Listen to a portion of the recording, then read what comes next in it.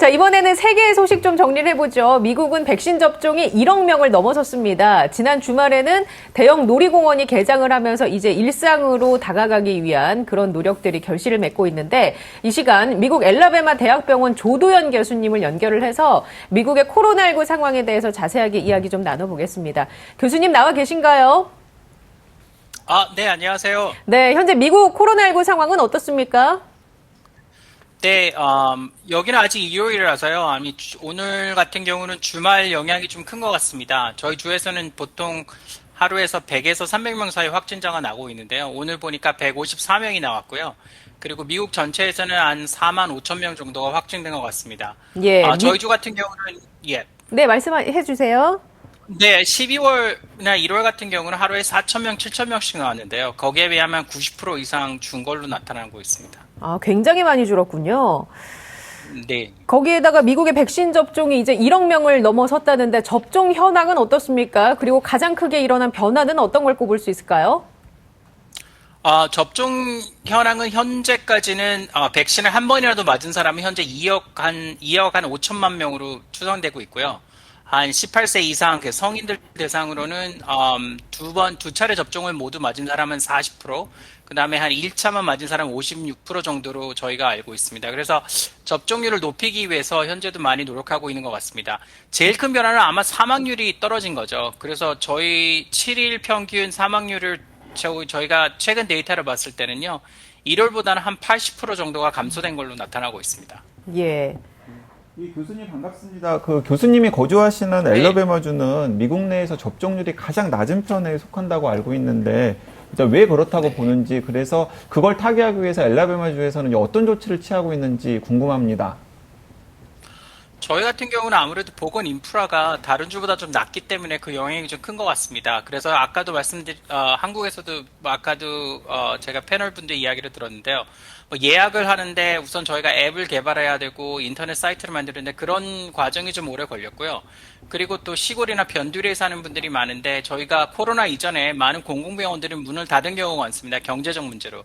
그래서 백신 허브를 지역에 두기가 좀 힘들었던 것도 있고요. 그리고 아마 보수의 텃밭이라 보니까 저희가 미국에서 한 서베이를 보면은 공화당 지지자들은 한 40%, 일단 민주당 지지자는 70% 정도의 사람들이 백신을 맞는다고 그랬거든요. 그래서 공화당의 텃밭이다 보니까 아마 백신을 맞겠다는 사람이 오히려 적은 것 같기도 하고요.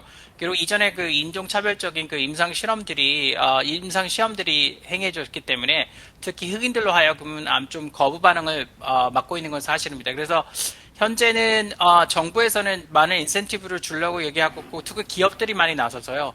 보통 기업에서는 백신을 맞은 사람들에 하여서 뭐 200불을 준다거나 아니면 뭐 상품권을 준다거나 아니면 앤드류 양 같은 이전에 저희 대선 후보 같은 경우는 100불을 100만 원을 주자, 1000불을 주자라는 운동을 하고 있고요. 그래서 그게 뭐 의회에서 통과될 수 있을지 모르겠지만 하여튼 그래서 그런 식으로 그 경제적인 인센티브를 주기 위해서 많이 노력을 하고 있습니다. 그리고 지역 약국이라든가 아니면은 보통 저희 상점에서 백신을 맞게 그 접근성을 높이고 있습니다. 예, 교수님 안녕하세요. 저도 하나 여쭤보겠습니다. 네. 미국에 이제 전반적으로 젊은 층에게서 접종률이 떨어져 있고 또 이제 아프리칸 아메리칸이나 또 이제 히스패닉 이런 인종에 따라서도 접종률의 차이가 있는데요. 이런 이제 접종이 낮은 분들 또 그 군에 대해서 접종률을 높이기 위한 어떤 조치들을 하고 있는지 이거 한번 좀 말씀해 주실 수 있으시겠습니까? 네, 그게 여기서도 아까 말씀드렸지만 정부에서도 이제 거리두기라든가 이런 걸 완화를 많이 했거든요. 그래서 최근에 CDC 지난주에 발표를 보면 백신을 맞은 분들에 의해서는 외부 활동이 좀 자유롭게, 그러니까 경기장이라든가 뭐 음악회 뭐 이런 콘서트장을 제외하고는 백신을 맞은 사람들을 하여금은 자유롭게 이제 외부에서는 활동을 할 수 있게끔 이렇게 하는 인센티브를 주려고 많이 노력을 하고 있고요. 그리고 아까 말씀드리겠지만 그리고 아까 말씀드리겠지만 경제 단체에서도 많은 인센티브를 지원하고 있고, 그다음에 모든 웹사이트라든가 모든 의료 사이트를 보면은 백신의 부작용에 대한 그 내용이 가장 먼저 나와 있습니다. 그리고 제가 환자를 만날 때도 보면 항상 모든 환자들한테 백신을 맞았냐. 그래서 이제 의료인으로 하여금 백신을 홍보하게끔 이렇게 노력을 하고 있습니다. 그래서 거기에 대해서 많은 의료인들이 환자를 누구를 만날 때마다 항상 백신을 맞았냐고 이렇게 먼저 물어보고 있습니다. 그렇군요. 그렇다면 이렇게 백신을 맞은 사람에 한해서 외부 활동을 좀 자유롭게 해주는 이런 분위기, 이런 정책에 대해서 국민들은 어떤 반응을 보이고 있습니까? 그래서 대부분 주에서는 지금 현재 백신을 맞은 백신을 맞은 분들에 대해서는 외부 활동을 자유롭게 하고 있기 때문에 거기에 대해서는 굉장히 반기고 있는 분위기입니다. 근데 물론 저희도 이제 개인적으로 생각해 인도에서 지금 인도에서 감염자들이 지금 들어오지 않을까라는 걱정을 하고 있지만 현재까지는 그 백신을 맞은 사람들에 대해서 하여금 뭐 국내 여행도 자유롭게 될 수가 있고요. 이제 지금 다가오는 얘기로는 유럽과 특히 영국과 미국이 자유롭게 백신을 맞은 사람들에서 오갈 수 있지 않을까라고 지금 서로 얘기를 하고 있습니다. 그래서 많은 그런 여행이라든가 아니면 그 이동이라든가 이런 제한을 좀 없애주는 그런 방법에 대해서 정부에서 지금 계속 제안을 하고 있습니다. 예. 그리고 듣기로는 10대 초반도 미국에서는 곧 백신 접종을 시작할 것이다라고 하던데 이게 언제쯤 시작이 될까요?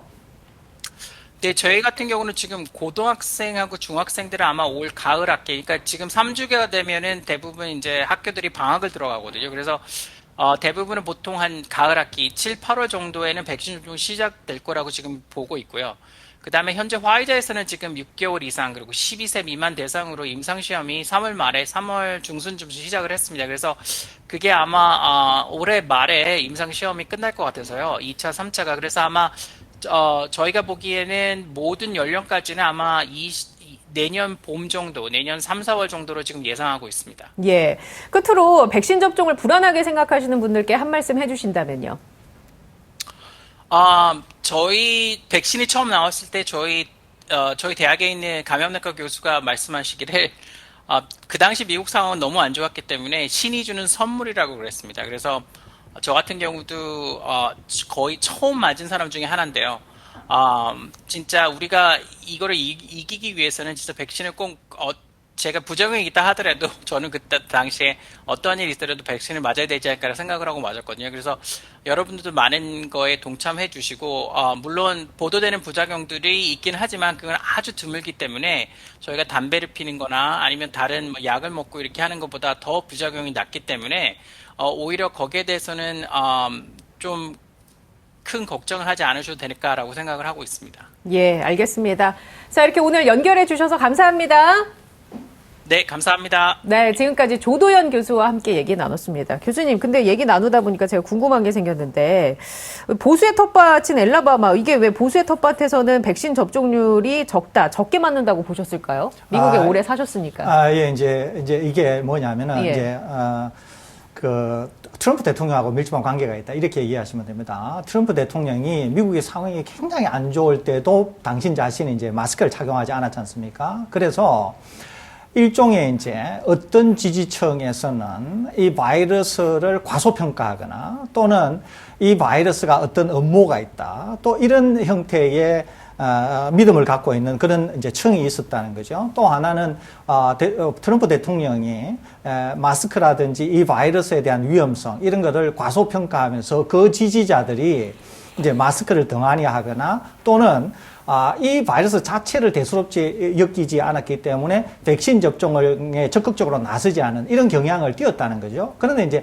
이 알라바마라고 하는 곳이 미국의 남부 지역에 있는 곳인데 비교적 공화당, 즉 트럼프 대통령이 속한 그 정당의 지지자들이 많은 그런 주입니다. 그러다 보니까 이제 이 주에서도 백신 접종이 다른 주에 비해서 좀 낮았던 것으로 그렇게 생각이 됩니다. 예, 제가 네, 이 한 질문 가지만 덧붙여 보면 그 이제 민주당 지지자들과 공화당 지지자들 사이에서 이제 정부가 공공 정책을 시행하는 데 있어서의 반응에 약간 차이가 있습니다. 그러니까 이제 공화당 지지자들 같은 경우에는 왜 백신 맞는 건 자기 뜻대로 하는 것인데 정부가 강제로 하느냐.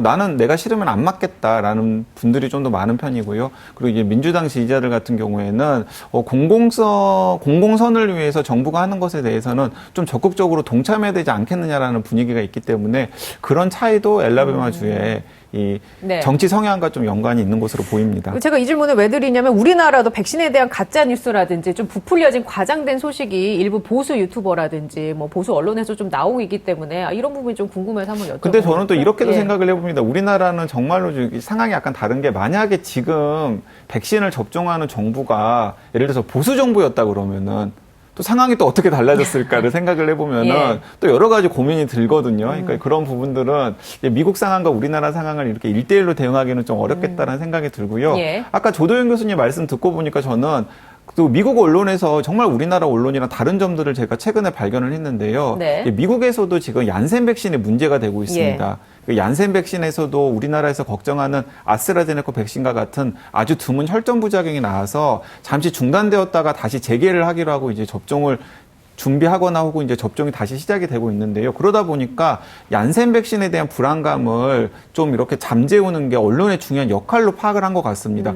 그래서 미국 언론에서 계속 이야기하는 게 뭐냐면 이런 겁니다. 담배 피웠을 때 예. 혈전이 생겨가지고 위험에 빠질 확률, 그리고 피임약을 먹었을 때 네. 몸에 혈전이 생겨가지고 위험에 빠질 확률을, 그리고 또 코로나19에 감염되었을 때 혈전이 생겨가지고 위험에 빠질 확률과 이 백신을 접종했을 때 아주 드물게 혈전이 생겨서 위험에 빠질 확률을 비교를 하는데 당연히 비교할 수 없을 정도로 예. 백신을 접종했을 때 위험이 낮지요. 그런 것들을 언론이 시민들에게 적극적으로 보도를 하더라고요. 근데 저는 우리나라 언론들이 그런 걸 보도하는 걸 우리 TBS 코로나 특보 빼놓고는 본 적이 없거든요. 예.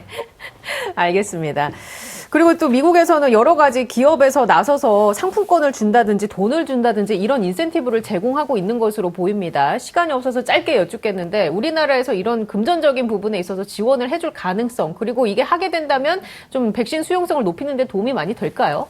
저는 된다고 보는데요. 우선 하나는 정부와 민간 기업이 할 역할이 좀 다르다는 거죠. 그러니까 이제 정부 측에서는 다양한 형태의 그런 인센티브를 제공할 수 있고요. 또 민간 기업에서는 민간 기업이 사실 확진자가 나오게 될 경우는 피해가 굉장히 심각한데 백신 접종을 하게 된 소속 근로자들이 보호가 된다고 하면은 근로자들도 보호하게 되고 기업의 운영에도 상당한 도움이 되기 때문에 그런 측면에서 이익을 나눠준다. 이것은 상당히 권장할 만합니다. 이것은 오히려 정부가 나서서 백신 접종을 했을 때 민간 기업이 할 수만 있으면은 직원들에게 인센티브를 제공해 달라고 요청하는 것은 저는 상당히 긍정적으로 평가하고 싶고 일반 기업들도 그런 점에 나선다고 하면은 직원들에게도 상당한 인센티브가 될 것으로 생각은 됩니다. 예, 알겠습니다. 자, 저는 여기서 인사드리겠습니다. 내일 다시 찾아오겠습니다. 고맙습니다.